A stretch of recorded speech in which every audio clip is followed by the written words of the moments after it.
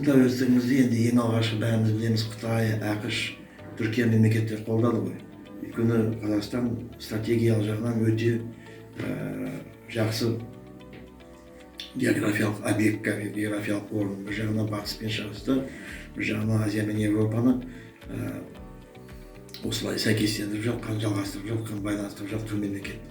Сондықтан бір жағынан ислам әлемі тұр, бір жағында батыс мемлекеттер тұр, бір жағында шығыс, бір жағында Ресей тұр. Сондықтан да біз осы көпвекторлы саясатты негізі жүргізіп отыруымыз керек. Екіншіден, тәуелсіздік деген жастардың көзқарасы қандай болуға тиіс деген менің ойымша, біз осыны айтудан жалықпауымыз керек, шаршамауымыз керек. Өйткені тәуелсіздік ол тек қана заң, тек қана қағаз бетіндегі тәуелсіздік емес, оның ар жағында халқымыздың қилы тағдыры, ауыр қасіреті, трагедиясы, төгілген қан, жан, яғни армандаған осы асыл ойлары, үміттері жатыр деп ойлаймыз. Сондықтан қасиет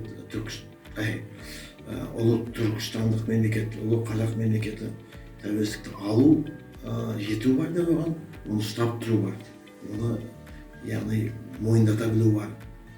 Яғни біздің мысалға тәуелсіздігімізді мойындағысы келмейтіндер, болса басқа да бір ойлармен қарайтындар бар. Әлемде біз білеміз ғой, көптеген ұлттар бар, бізден де саны көп, бірақ мемлекеті жоқ. Айталық курд, 30-40 миллион курдтар, басқа да осындай халықтар бар.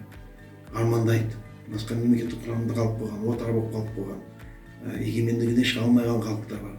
Сондықтан тәуелсіздік, мен ойлаймын, бізге берген бір жаратқанның бағы бір жағынан.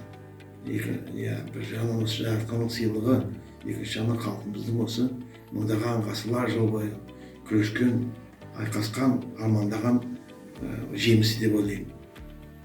Тәуелсіздігімізді біз аялай білуіміз керек, ардақтай білуіміз керек. Ең бастысы тәуелсіздігімізді біз бағалай білуіміз керек.